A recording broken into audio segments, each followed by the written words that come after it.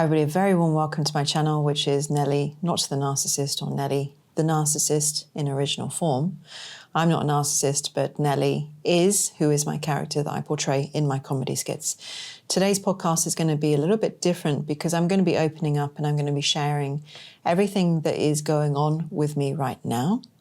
And in doing so, I hope that the subjects that I speak about in today's video is going to be of help to somebody out there. And if you like this video today and you appreciate the work that I do, then please do like the video, share it with anybody that you think it's going to help.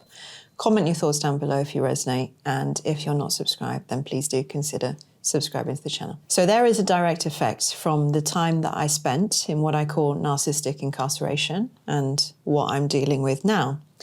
And why I call it incarceration is because narcissists, they don't just hurt us, but they create prisons for us to live within. And anybody that hasn't been, particularly with a malignant narcissist, it's a really unusual concept to consider. And even when you're inside that condition, you don't always know what's happening, at least not for quite some time. You don't realize that you're in a prison. And I only realized actually at the very end how many chains had been placed upon me and how carefully I've been conditioned not to leave. Finally, when I tried to leave, I found out that I wasn't free to, and it was very dangerous to even try. And by the way, it can be exactly the same for men. They are in just as much danger in these kinds of dynamics as women are. Now, malignant narcissists, they don't love, they enslave. And even if you weren't with a full-blown malignant narcissist, any exposure to a narcissist, any exposure to narcissistic abuse for any length of time is going to cause damage to you. And this damage can be devastating, especially to our health. So recently, I can say, I don't know if you've noticed, maybe or maybe not, my YouTube channel's actually taken a bit of a hit because I haven't been able to focus my attention on it like I did before, because I physically have crashed a bit. And I know it's different for every single person, but for me, there was a steady decline of my health, and I started experiencing this pain and stiffness on the right side of my body, around my lower back and my hip and my groin. And that pain totally affected every part of my life because I couldn't do the things that I always used to do. And it made sitting and standing in one place like really quite difficult because I'd start having a lot of pain and stiffness from that. And I started taking pain medication just to help me with all of it. And it seemed a fairly mysterious condition because I saw many different professionals and they didn't really know fully and completely what was going on. And actually it's still being investigated, but I have a better idea now. I had people giving me different kinds of answers. And then I had an MRI and this showed a labral hip tear. So I've waited and waited. And anyway, in the meantime, I've checked the symptoms on ChatGPT and I thought, yes, okay. I know that I have all of those symptoms, so this can be fixed with surgery.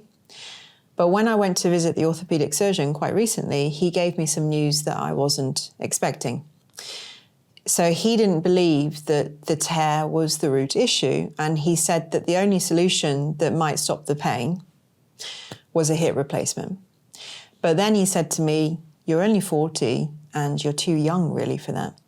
And this idea about having a hip replacement, that was a huge shock. It was devastating.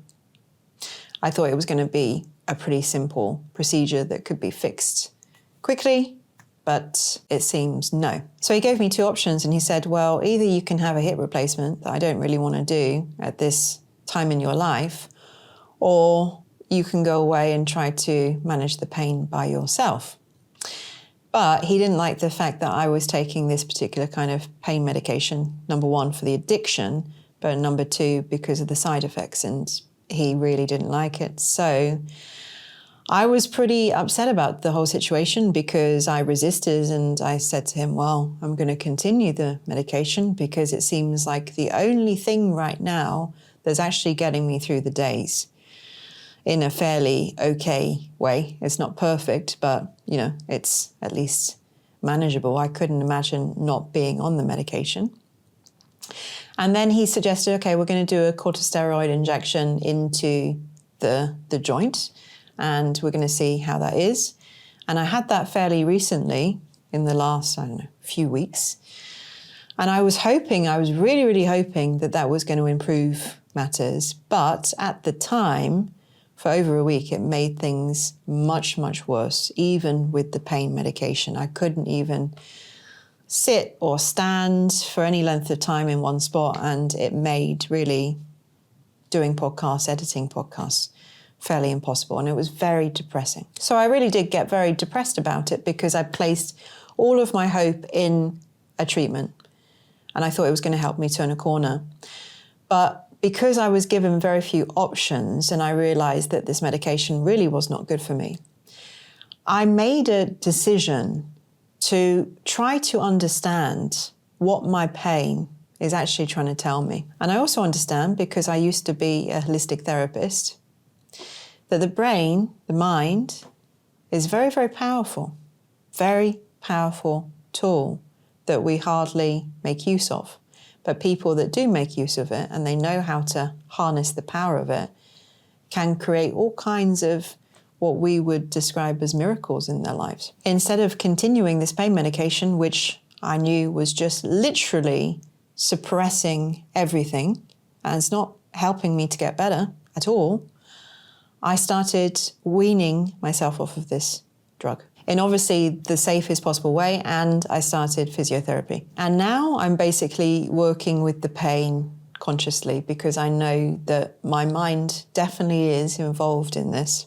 And pain is a messenger, and it's trying to tell me something.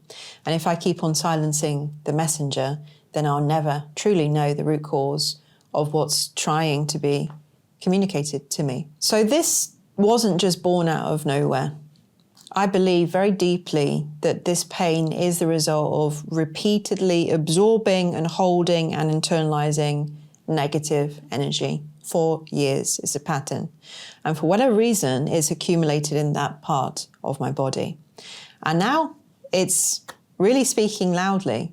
And I've realized through this pain that I've been in fight or flight for most of my life. And I've carried PTSD from childhood, and I was used to very high conflict environments. So feeling unsafe, it was normalized for me. And when that is your normal, finding a narcissist, it doesn't feel as foreign as it should. It actually feels familiar. And I've gone through anxiety and depression, just like I know many of you have. And so pain management now, it's big work because it takes a lot of time and energy. It's why I haven't been 100% with the channel lately. I haven't been able to be. But I also know that it is up to me, and it's up to me to make the changes that I want in my whole life. And I believe that I can come back to health by focusing on love and joy and peace and letting go and rewiring myself. Our beliefs, they shape our lives, and our thoughts are energy, and emotions create chemical reactions. Emotions are energy as well. And repeated long enough, these shape our physical health for better or for worse. And this isn't just some woo-woo thing either, because there is real life science behind it. And this brings me to something that is really important that I wanted to share with you, especially because, like many of you know, my channel also offers comedy for survivors of narcissistic abuse. And I started with that. That's how the channel started, and that's who Nelly is. And I love that part of my work, and not everybody really understands why I do it. But I started laughing, and I felt the medicine in that when I was making the skits, and it was a relief. It actually helped to pull me out of darkness. And I want to tell you the story of somebody whose life actually literally depended on laughter, because there was this guy called Norman Cousins, and you can look him up, but he was diagnosed with a disease of his spine that the medical profession says was only going to get worse, and he was in excruciating agony. And he was told, this condition that you have is completely irreversible. It's only going to get worse. But Norman, he actually believed something that most people didn't, that positive emotions, especially laughter, could help the body to heal. So instead of just accepting what the medical profession told him and staying in hospital, he checked himself out and moved into a hotel room. And for hours and hours, every single day, he binged on comedy films and candid camera stuff. And he also was taking large doses of vitamin C. And he created this healing environment for himself that was filled with joy and comedy. And guess what? He said that just 10 minutes of this real deep belly laughter every single day gave him 2 hours of pain-free, completely pain-free sleep. And by doing this repeatedly, he was able to heal himself. And he created a book called The Anatomy of Illness, as perceived by the patient in 1979. His work actually helped the field of the studies, basically, of how the mind and emotions are a big player in affecting the immune system. And Norman was inspired by a biblical verse, actually, and that is, a merry heart does good like medicine, but a broken spirit drieth the bones, and that's in Proverbs 17:22. And I've been saying this to myself, actually, for a very long time. Being with a narcissist is like taking a small sip of poison every single day. Sure, it's a small sip, so it's not enough to kill you outright, but it does accumulate, and it accumulates until something serious shows up in your body. And while some people, they get sick whilst they're still in the relationship, I think for many of us, the illness comes after that. And why? Because I think when we're trapped in that kind of trauma, then our body holds itself together and it braces. And we stay in a kind of suspended survival mode. Obviously, we're surviving. But when we finally escape, that's when our nervous system can actually start to unravel. And that's when the truth really starts to show up. Something, unfortunately, that I was doing when I was burdened by the narcissistic parasite, was a parasite, financially as well as everything else, is I stopped taking care of myself and my health. I couldn't. And everybody does it in narcissistic relationships, because you're going to be in the position of caretaker, errand runner, emotional regulator, breadwinner maybe, and general dog's body. We're slaves. That's it. We're slaves. We are incarcerated inside a living hell. And no slave is meant to care about themselves. You're a slave. You got no rights. Your relationship is just set up for you to do all of the giving and then all of the draining of you and your energy. That's the basis. And your energy is continuously being directed outwards towards the narcissist. And they're not going to allow you even a second to care about yourself or focus on your things. And if you do, then you're going to be punished somehow. You're going to be manipulated. You're going to be demeaned. You're going to be guilted. You're going to be shamed, triangulated, whatever it is to stop you from focusing on you and refocusing on them. There's no other way for them. This is abuse. This isn't a relationship, obviously. And the more that you give, the less that they actually value you. They just expect and demand everything from you. The trick is we stay even through the hell because we're stuck in addiction, biochemical addiction to them. They've got us thinking that we can't live without them. Actually, we're just not functioning in our minds well at all. We can't see the wood from the trees. We've got no idea which way is up and which way is down. Plus, the dynamic is still held together by that lie that the narcissist loves you and cares about you, which clearly they don't. And we take them not being able to live without us as a sign of love or passion. But it's not. It's them not wanting to say goodbye to feasting off of our energy because they don't know, basically, where the next meal is going to come from. That's the sick reality of it. So as well as the stress that I was under, I didn't have the time to take care of myself because the narcissist obviously was consuming and demanding all of the energy. And worse still, I wasn't eating properly because not only was I stressed out, but the reality is I didn't have enough money to buy good food or healthy supplements for myself because I was eating the cheapest junk. I lived off of sugar, not only to cope with the trauma, but because a big part of my money was going to the narcissist. So I lost a lot of muscle tone. My skin lost a lot of natural elasticity. I didn't have the vitamins. I know I lost a lot of collagen, which is very important for healthy joints, by the way. My issue right now. And I wasn't having any vitamin C. We walk through the valley of the shadow of death. We got cortisol, adrenaline, high stress, trauma, high stress relief. We're jumpy, we're on edge. It's totally addictive because that same person that is stressing you out is also administrating your comfort and pain relief every so often. And they convince you you're the problem, it's all you. It's not them. It's not them that's crazy. It's not them that's putting you through the most extreme and insane life situation. This is unimaginable to most people because they can't imagine themselves ever being or staying in such conditions. They don't understand how narcissistic abuse starts off because obviously narcissists need stage 1 of their plan to be successful. It's the idealization. It's wonderful to go through. It's like feeling heaven on earth because of the chemicals. But you've got no idea what's waiting around the corner. Because most people in their lives, by the way, will never experience the conditions within their own bodies that victims of narcissistic abuse, particularly malignants, every single day will be experiencing as their mode of being.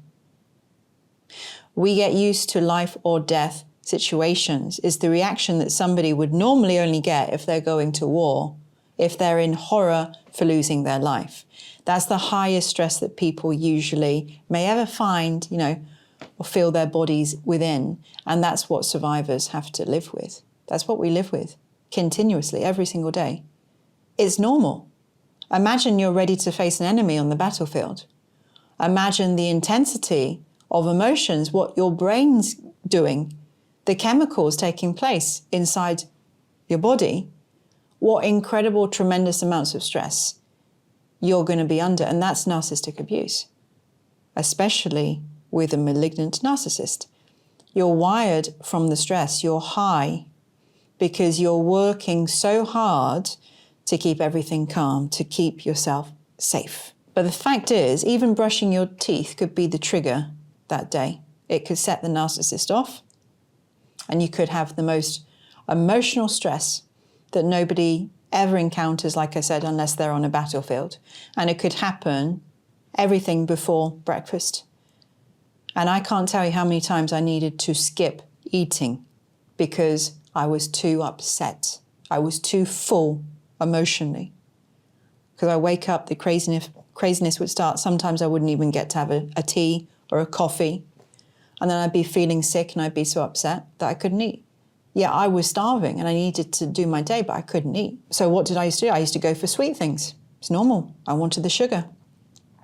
And instead of tea or coffee, okay, I'll just skip and start drinking alcohol because that was the only thing at the time that was steadying my nerves enough to continue and get me through that day. There's never a come down. There's never relief. Probably like you didn't even notice that you were in that condition because it's so normalized. It is normalized with a narcissist. And you wouldn't realize probably how abnormal it really is. But when you get free and you start healing, and then you look back, you cannot believe how you endured that. You can't believe that you went through it. It is the worst abuse imaginable. But your body became accustomed to it and held you in that energy. And I believe deep down, I honestly believe we all know that it's not right, that it's abnormal, that we're in trauma, but that trauma bond is active. And we have that biochemical addiction to the narcissist. And there is much more going on than just that. If you dealt with a narcissist, it's also a spiritual battle. Malignant narcissists, they collaborate, whether they know it or not. Some definitely do know it, with lower forces, with demonic forces. And you are being driven towards your own personal destruction. Totally. And every now and again, that destruction is being sweetened by the narcissist to get you to stay. And I was even self-harming, and this is not unusual, and I've never ever spoken about this on the channel before. But I would hurt myself. I'd repeatedly slap myself around the face. That's not normal.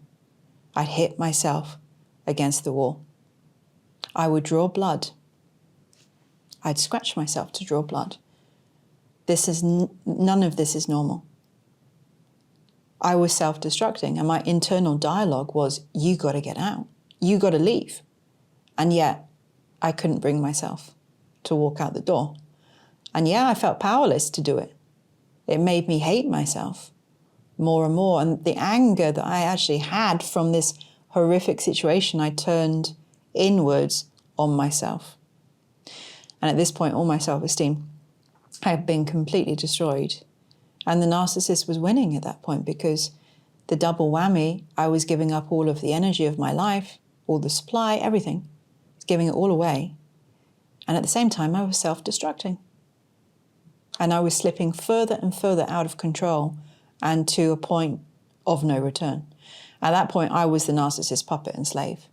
And the narcissist, make no mistake, is the devil's puppet and slave. The reality is, narcissistic abuse, it creates deep down dis-ease, a literal imbalance in body, mind, and our spirit. And the emotional, mental, and spiritual trauma is directly affecting our physical overall health. You know, it's the hypervigilance, it's the cortisol and adrenaline that floods us, it's the fight or flight, stress response, it's emotional manipulation, it's all wearing us down. And when you're emotionally drained, your self-care slips away, your poor eating, your anxiety, substance use, maybe self-harming behaviors, all of this are cries for help. And it's the body's way of expressing what was basically you can't say. But healing is totally possible. We can listen to our bodies, and we can break free from the narcissist's control, and we can begin to restore balance once again, once we're out of there. When you finally escape from a narcissist, your body can start to release the trauma somatically, obviously, if we allow it to. People often, I've experienced, they cry or they laugh uncontrollably during some kind of healing work, and that's the release. It's really powerful medicine to allow it to come out of the body. And taking medication was a shortcut for me. But I now want to do the deeper healing work on myself. And comedy has become that kind of release for me. And now it's what I offer to you because I know it helps. I'm changing my whole life soon, giving myself space to focus 100% on getting better. And I believe this healing is totally possible.